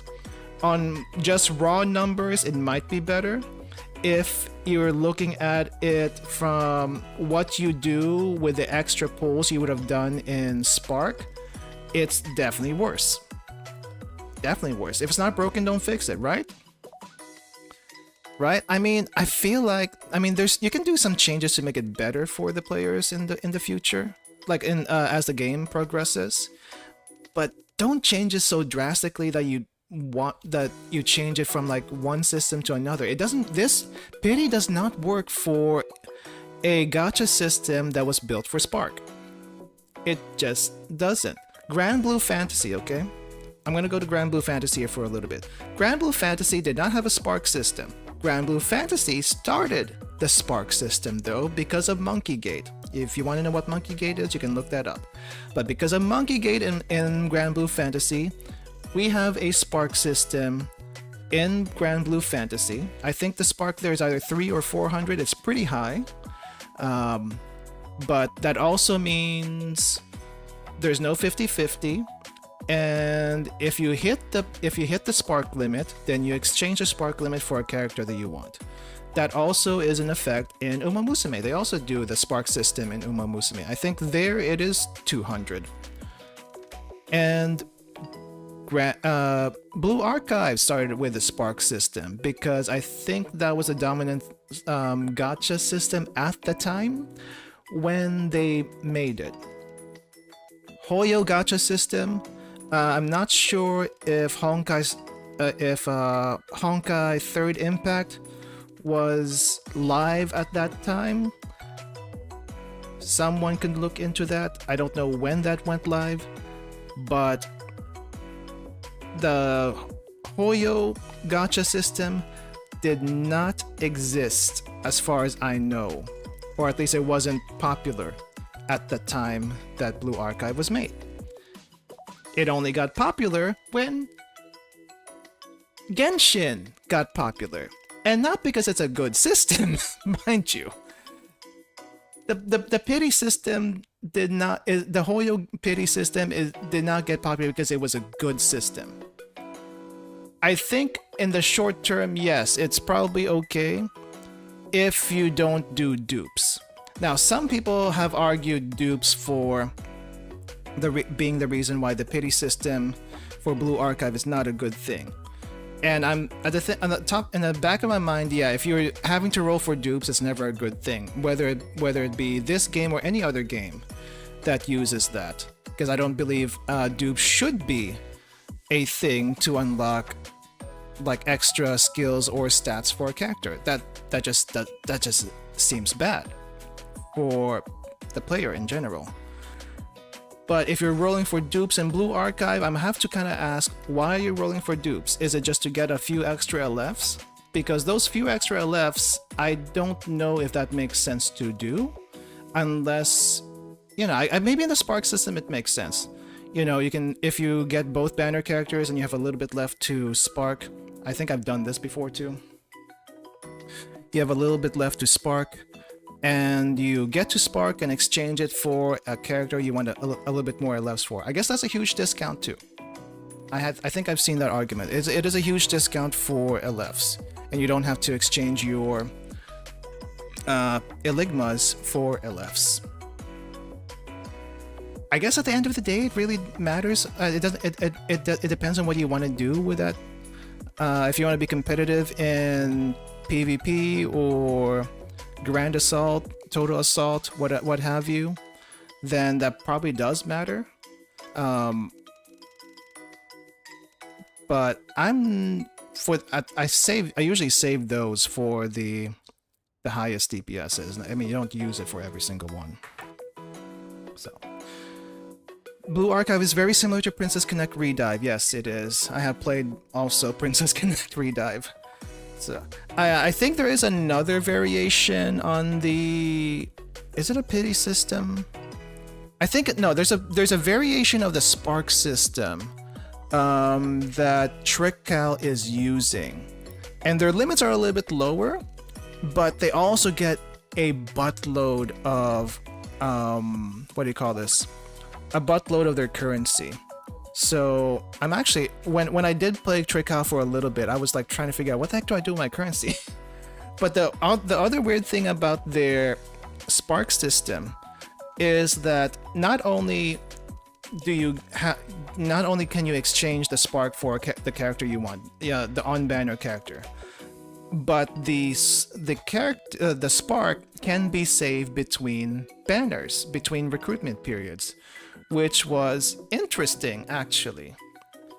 I think the only caveat is they probably have a few more limiteds than Blue Archive does. Or maybe they just have more limiteds in general. I'm not sure.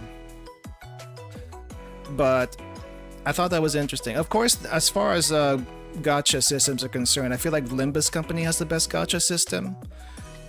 That maybe doesn't make them a whole lot of money, but it's then again, they're their own company. They're not Nexon or any of the big ones.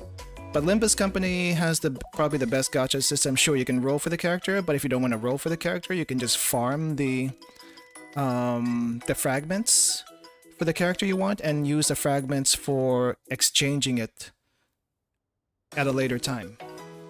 So that one's actually the most friendly. The only thing about that is if you're playing for the gacha and not the story, I gotta wonder what that mindset is. It's none of my business. At the end of the day, it's none of my business. But I mainly play for story first. Gacha, I just kind of deal with it, to be honest, at the end of the day. I'm free to play. I haven't spent anything in a very long time. Maybe I've spent a little bit in Stellasaura's monthly packages at the beginning, but that usually kind of helps at the early game. Yeah, it definitely did help at the early game when I did it. I don't anymore because I don't play it anymore anyway, but there was a point where, okay, you can stop doing the monthly. You can stop doing the monthly and just play normally.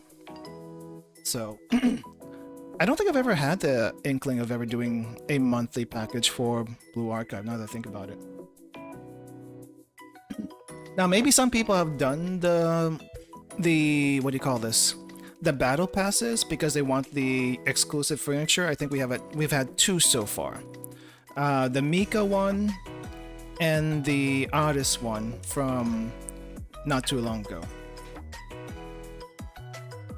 But other than that, so, I don't know if I made any cases with this. I just basically just laid out what happened here. I just hope they do some changes with this, but if they don't do any changes with it, we just have to... I personally will just have to change up how I roll. I know people are like really mad, okay? I get it. I get it. I know people are really mad about this, and they have the right to be mad. So if you want to complain to anyone, there's the form in the description again. It does go to the JP Blue Archive support form. There has been a link floating around for the EN support form, but I don't know if that will make it to, you know, JP or not. Probably doesn't. Probably doesn't. So I think the best you can do if you want to complain, but you're not in JP, is just type up something. Make sure it's civil. Make sure it specifies what you are worried about and what not. Put it in a translator. Just put it in a translator. That should be decent enough, I hope. I know there's like a copy pasta that people are encouraging to copy, but probably not the best idea to do that, because otherwise you get the same message over and over again, and it's what do you call it? It's gonna look like spam. So if you want it to get through and complain, write it in your own words, put it through a translator if you have to, and then send it in. That'll be what I would do. In the meantime, I will keep an eye on things, and yeah, I'll still be keeping up with the story and stuff. That's not gonna change anything for me. It did sour the announcement for the swimsuits and the Gehenna chapter announcements, but it's not gonna make me quit or anything. No, I'm too invested. I'm too invested in the story. I'm too invested in the characters to have that be something I use to decide to make me quit. Now, having said that, I have quit a different game for far less. Or maybe it was just as bad, but I've quit a different game for maybe somewhat less. Girls Frontline 2. People who have been on the channel know that I played Girls Frontline 2 before, and when they announced the costume gacha. At first, I didn't really care too much about it, but then they added another gacha on top of the gacha already just for costumes. I was like, nah, no. A lot of people were boycotting that at the time. I know a lot of people that have boycotted before play it still, and are still probably playing it. And I probably would have gone back to Girls Frontline 2 if I felt like it, but the gameplay just didn't feel that fun to me. And the story is... I'm keeping up with it. I'm keeping up with it, but I'd rather not go back and do that. And I don't know, the experience wasn't just very fun. The gameplay experience overall just wasn't very fun. So I haven't gone back because of that. Even though that dust from that particular controversy has settled a long time ago. I hope they'll make a solution that'll make everyone happy. Who love this game to make it its downfall. I know, like I said, I know a lot of people have been doom posting that's gonna EOS because of this particular decision. It may or may not. I don't know what the future holds.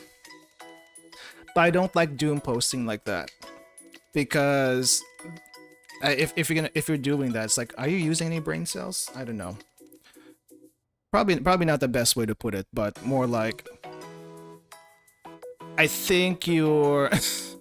I think the anger is justified. The crash out is justified. Just the way it's just the way it's used isn't helpful to anyone. So yeah, the backlash is gonna hit JP or whoever made the decision pretty hard, probably. But you have to be civil about it. And I know not everyone can be civil about it, and that's okay. That's your right. That's how you deal with things. But at the end of the day, I do want people to calm down a little bit, step back a little bit, and hopefully they can do something productive to make this better. And even if that doesn't come out to anything, that's, I hope. I just hope that we survive through this. That's all I'm thinking at this point. Hope they listen to this just like they did with Chaos Zero Nightmare before this. What happened to Chaos Zero Nightmare? I actually don't know. I played it a little bit. I enjoyed the gameplay, though I heard the story got gutted a lot because some people felt NTR'd by a Shota, which I find a little ridiculous. But whatever. Anyway, that's, I think, all I got right now. Anyone want to say anything about the pity system? Any questions that I can maybe help with? Again, I have links in the description if you want to take a look at that yourself. And I do encourage you to take a look at that yourself. And if the technicals don't make any sense to you, which I'll be honest, it's a little hard to parse through. There are people who have made a unbiased breakdowns, but the one you'll probably hear the most is the pull progress will get reset on pity. Let's say you hit 190 and it feels just bad to try to get a worst case scenario, because you got to think about the worst case scenario when you do these pulls. Another 200 to get the other banner, assuming the other banner interests you. But if the other banner doesn't interest you, then it's not so bad. But most people will pull both banners, especially during FES. I think if they do something like Stellasaur mixed with this new direction, it might work. 50-50 at 100, but keep Spark with no reset to get an early spook. I remember playing Stellasaur, but I don't remember how their gacha went. My personal thing I want them to fix, if they're so intent on keeping this, is... Yes, you can also keep Spark, but the thing I was thinking of is lower the limits. You can still keep the 150-50 if you really, really want to keep the 150-50, but I would keep the ceiling lower. Do not make the ceiling at 200. Are you freaking serious? A ceiling at 200? That's too high. Any other game that has a 50-50 does not have a ceiling that high. It's like 120, 150. I think the worst I saw was 160, but not 200. That's kind of crazy. And normally the 50-50 is 50% of the ceiling. So let's say the ceiling is at, well, no, not always. But let's say the ceiling is at 120. The 50-50 would be at 60. Though I have seen, what was Girls Frontline? I think Girls Frontline was 50-50 at 80, and then the guarantee was at 120. For people who play Girls Frontline 2, please let me know. I don't remember actually. Developer actually have an announcement that tried to nerf the game. People got mad, and developers actually apologized and changed their minds. My idea is either keep their spark or at least don't reset pity until you get both banners. I would like to believe that you can do a pity system and not reset until you get both banners. Just because of how pity normally works, I don't know if they would go for that. I don't know if they would go for that. So yeah, that's why I was thinking lower the limits. That probably would be better if they had to reset. 80 then 80, so basically 160. Okay, so it is 50% of the maximum then. Right, so Girls Frontline 2 is the one that had the 160 guarantee. I think Stellasaur was maybe 120 or 140. They did something weird. They did something very weird. But I mean, I played games with 50-50 before, and it turned out okay. The only thing that's bad with the 50-50 games, and for the most part, is that you need dupes to make your characters a certain level of strength, right? To be maybe not even useful, maybe sometimes useful. But you need dupes to advance your characters, which is the bad part. In Blue Archive, you don't necessarily need dupes. You can always roll for LFs if you want to, but you probably have Eligmas also lying around, and the Eligmas are probably easier to access in LFs a lot of times. Sure, they can get expensive, but you're usually only like reserving that for a few characters anyway, so maybe it's not so bad still. Maybe. I'm trying to figure out if it would hurt that, but I'm not quite so sure either. It does hurt if you're not doing the spark system, because you can use a discount from getting a double pull and then going to spark. That's true. But for pity, I'm not sure. But I mean, like I said, you don't really need dupes in Blue Archive. It helps, but it doesn't help that much. At least it doesn't help as much as other games where you need like 5 or 6 dupes just to get like maximum power or whatever. Most people don't go that far, but there's definitely a few characters you want to go that far for in other games, right? I see. I was thinking more along the lines of keeping Spark system the same, but you're guaranteed at least 1 3-star at halfways before Spark, so you can get 2 3-stars per Spark. That would be ideal, I feel like. Yeah, you can always buy dupes too. But the Spark halfway, not the Spark, the guaranteed 3-star halfway and then the banner at full Spark would be ideal. Probably, yeah, probably ideal. I don't know. I'm still partial if we had to pick between Spark or Pity. I'm still thinking Trickle. I'm still thinking Trickle. The Trickle has a pretty low Spark ceiling, which is kind of crazy actually. They have a low Spark ceiling, and they also can carry the Spark between banners, like recruitment periods. So I feel that's kind of crazy. The only thing about Trickle, honestly, with their monetization, is that holy crap, they have a lot. Well, actually no. The main monetization for Trickle is not actually the gems.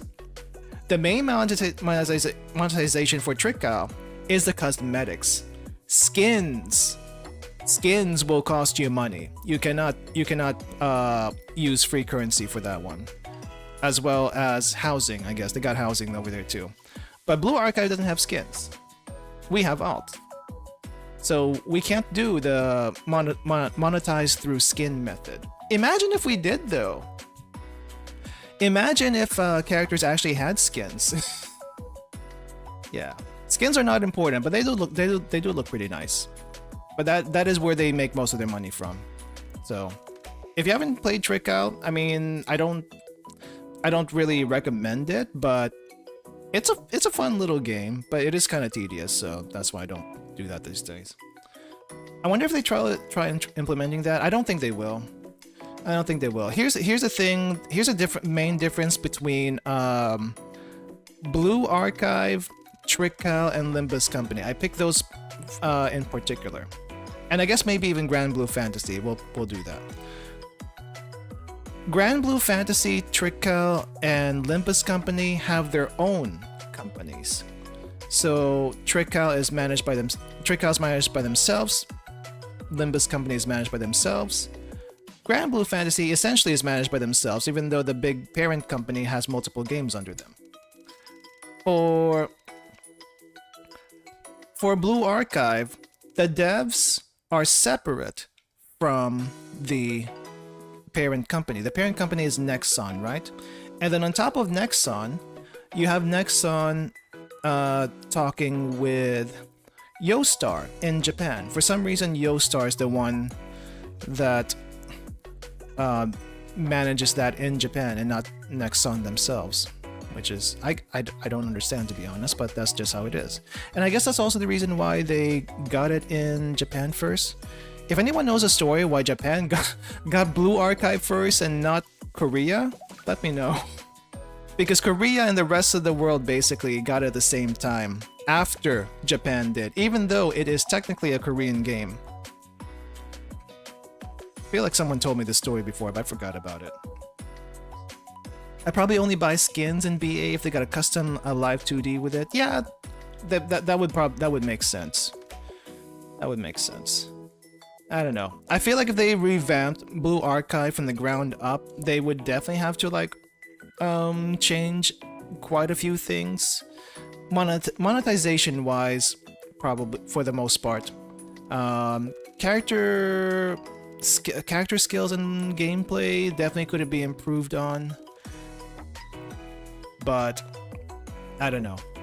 The closest thing you'll get to Blue Archive 2 at the moment is Astra Ratio. Astra Ratio is probably gonna release by the end of the year. From the sounds of it. Oh, speaking of release by the end of the year, they do have a close beta coming out next month. So keep an eye on that if you're interested in that one. I know a lot of people have complex feelings regarding the dev team for Astra Ratio, but for me personally, I'm just curious where the project is gonna go. That's my stance on that one. Like, okay, I get it. Some people consider them traitors to Blue Archive and whatnot, but I don't get hung up on that. I do not get hung up on that. I will see what they do with Astra Ratio, and you know, if it's not too, what do you call this? If it's not too taxing time-wise, and the gameplay is good and the story is good, I'll stick with it. I'll stick with it. Blue Archive has been good with story and time-wise. Gameplay 50-50. I have to admit, the gameplay is 50-50, though the high-level raids are pretty good. I have actually made a lot of progress in Tipperith recently. I've pushed all the way to level 89 with Tipperith. I don't usually push that far. I don't usually push this far, but I somehow was able to do it this time around, so yay, I guess. Yeah, I guess. Actually, let me show you that, because it's kind of amazing. I've never gone that far before. I usually stop at like 49. I try to go to 70, but then I get caught by that freaking laser. And now I'm a lot farther than I used to be. So, like over here. Oh, I'm actually at level 74, not 89. I'll probably try to push through 99 at some point, but honestly, it was kind of getting hairy at 74 already, but this is the farthest I've ever gotten to, so... Like, the high-level raids are pretty good. The high-level raids are pretty decent. I just, you know, I wish I had a little bit more control with the students, right? I wish I had a little more control with that. I feel like that's most people's complaint with Blue Archive. That depends if they adjust the pyroxene economy. Yeah, I hear you, Valtor, I hear you. If they increase how many pyrox we get, this new system might work, but I doubt they do that. Yeah, I don't think they'll do that either. If anything, you can maybe convince them to lower the limits, because it makes more sense to do that if they want to push through with it. But I don't know which way they'll go. Oh yeah, by the way, if you guys are gonna send in complaints, to, I guess Yostar, with the link that's in the description, don't just send in the complaint. Also send them a possible solution, so that they can consider it. Review bombing only does so much, okay? Like, I get why people review bomb to your heart's content. I personally don't feel like it's as helpful though. It will get like public attention, but it's not going to solve any issues.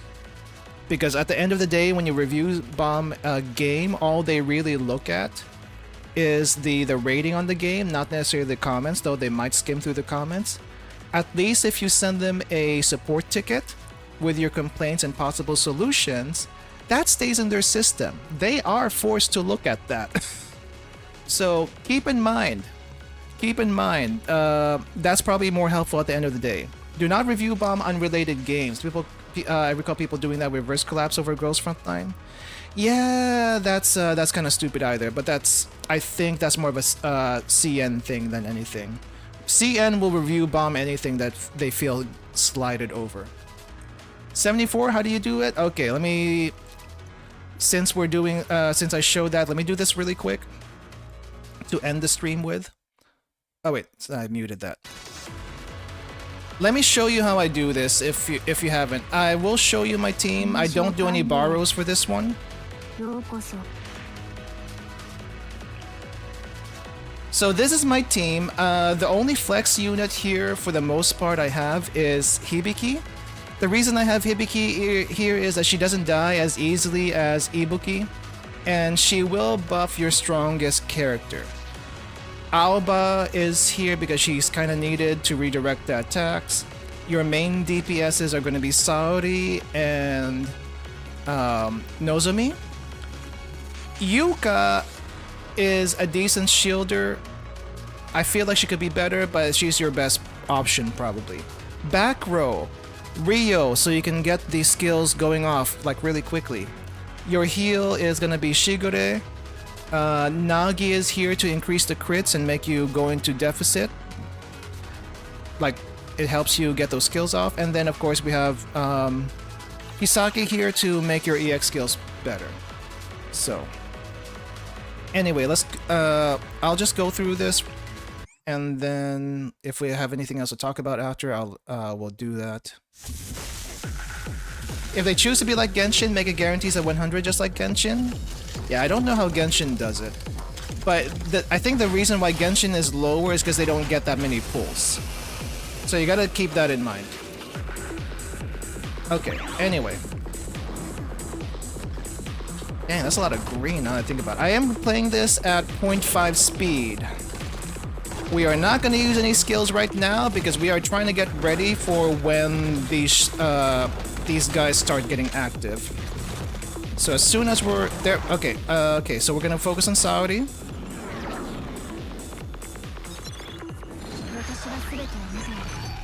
Told you a dress out would be good for Tibrith? Yeah, you did, and I invested in her. Okay, dress Saori here. I should have done Aoba right away, and I think I'll do that as soon as this one's done. Aoba, this way.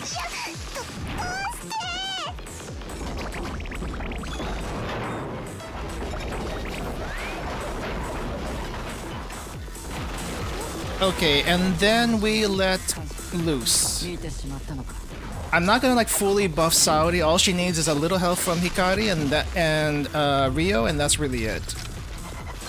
Because all we want to do is get rid of the ads. That's really all we can do. Oh wait, shield, shield, shield, shield, shield. I forgot the shield. Ah, not in time, not in time, not in time. Okay, crap. I need another... Okay, sorry. I think we need to buff you again. because you didn't come up in the rotation.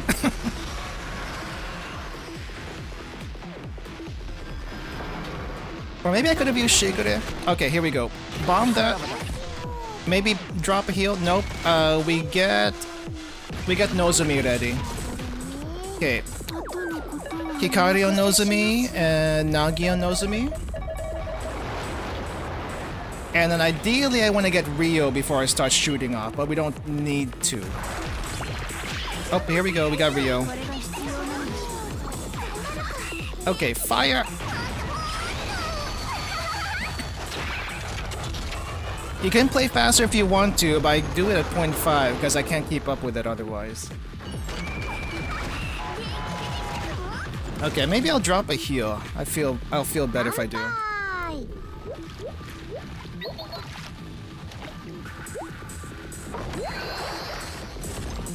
Okay, and then drop another one. I guess I could have waited for Kisaki, but I'm not going to on this one. Alright, we wait for the next rotation. And I guess I'll go ahead and put the shields on. And then we put you here, and then we buff you. Where are you? And then get rid of that. I guess we buff you again. Yeah, I just want to get Saori again so we can get this guys. Alright, and then we buff Nozomi again. Where are you? Well, crap. Okay. I guess I'll go and shield, buff, then use that. Where is Ryuu? Okay, there's Ryuu. Okay, get it. One more.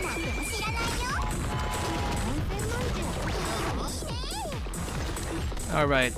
Alba goes over here. I don't think we need a shield for this one, so I'm gonna ignore the shield. I am gonna go and use Saori.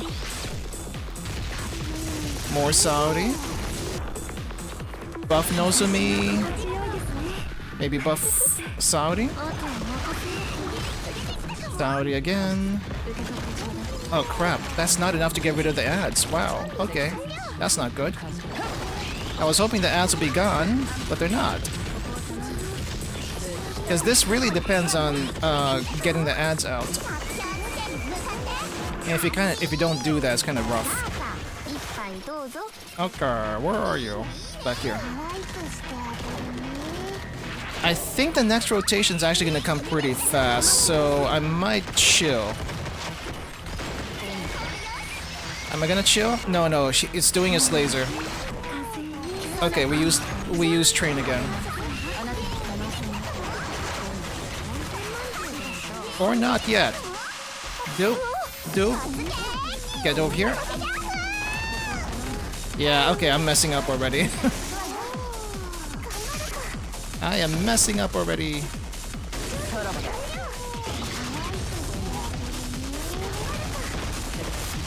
Okay, are we doing fine here? Are we doing fine? Okay. Get the train out there. I think we have to get Saori ready soon, though. Yeah, get Saori ready. Or, actually, no, Nozomi? Nozomi? Ah, crap. I knew there was a trap somewhere. Oh, crap.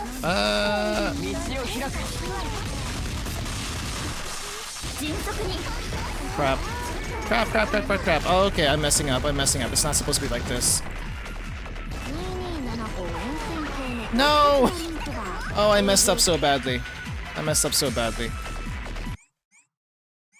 Ah, alright. One more time. Yeah, the rotation's kind of, it's not too difficult, but you gotta keep on top of it. Alright, wait.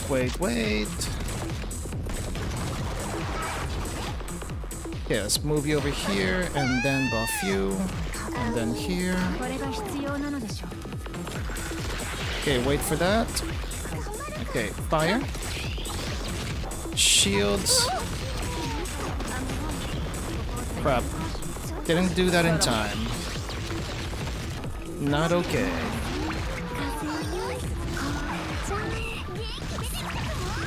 Okay, buff, buff, buff. I guess we can fire.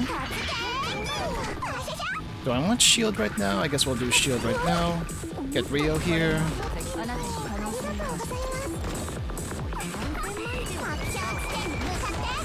Alright, good. Okay. I guess we wait a little bit. Send you that way. Where is Saudi? Where are you? Ah, crap. Where did she go? I wish there was an easier way to target. Because it's not so easy to do so.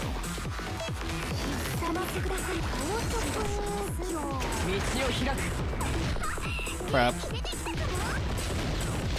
Don't think I got the shields.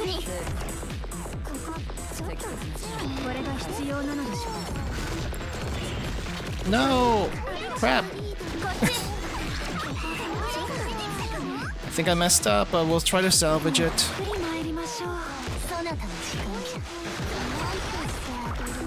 Okay, wait. Go.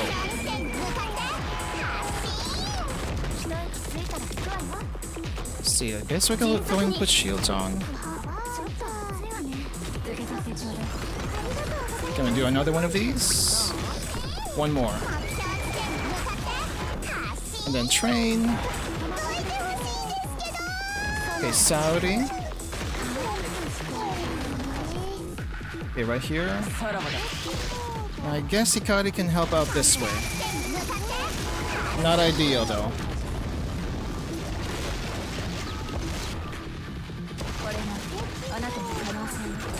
Okay, can we get another group of enemies down? Okay, that helps, that helps, that helps.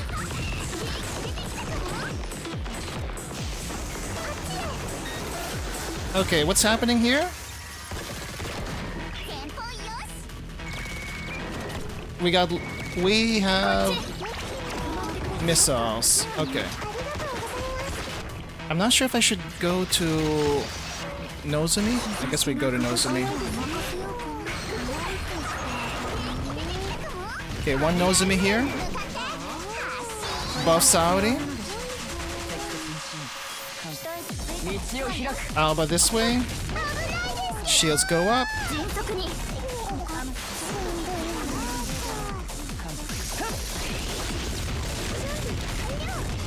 Okay, let's do that. Okay, I do think I need to chill on this one though. Because I think this goes pretty quickly. But I'm gonna try to get a couple of shots off.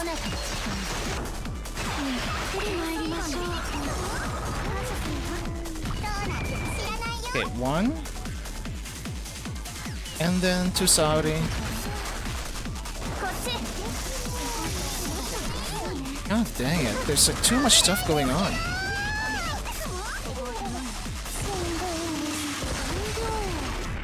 Okay, get rid of this. We need to get rid of those ads. That is kinda important. Where are you?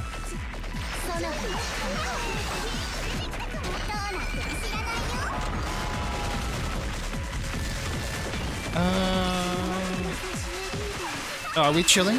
I guess we're chilling at the moment. Oh wait! Did we get into the— oh wow, I didn't think we were gonna be in this phase. How much HP do I have left?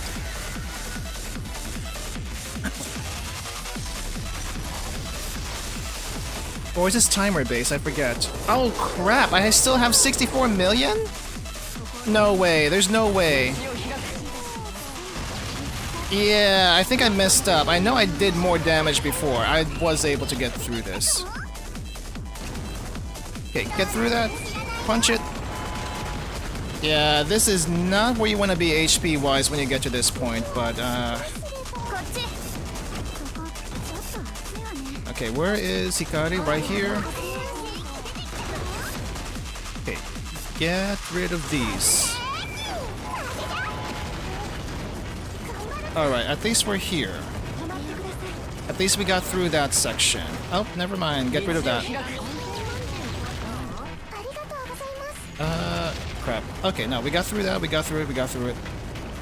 Where's Hikari? There we go. Buff Hikari. Buff that again.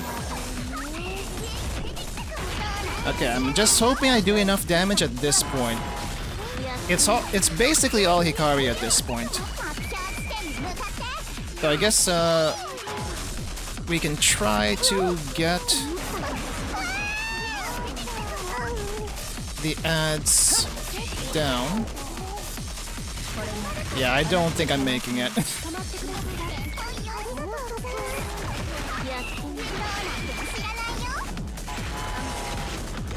Okay.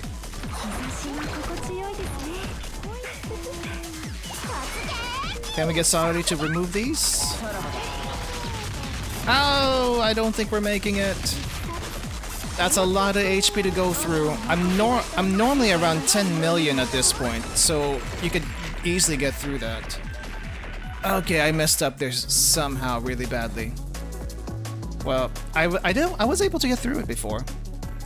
I was able to get through this. Whatever. It says clear, so I was able to do it. Anyway, I wasn't planning to do any gameplay today, but do we have anything else we want to talk about? Gacha stuff or any new content stuff? I think for the most part, story-wise, I'm still like, I'm still excited, I guess, for main story part 2, the Gehenna chapter here. So definitely waiting on this one because I'm really curious of what's gonna happen here, especially with these two. Especially with these two. But Gacha, I guess we'll wait and see what happens with that one. If nothing changes, well, we'll see. But I'm here for the story at the end of the day, so you'll still see Blue Archive content on this channel. Other than that, though, I'm gonna go ahead and sign off. Thanks for dropping by and listening in. And if you have any other impressions that you want to let me know, type it in the description, type it in the comments after the stream. Do, however, check the official complaint forms if you have any complaints, as well as the other stuff I have linked in the description, especially regarding the gacha and rates and whatnot. Alright. Thanks guys, have a good rest of your day. Bye bye.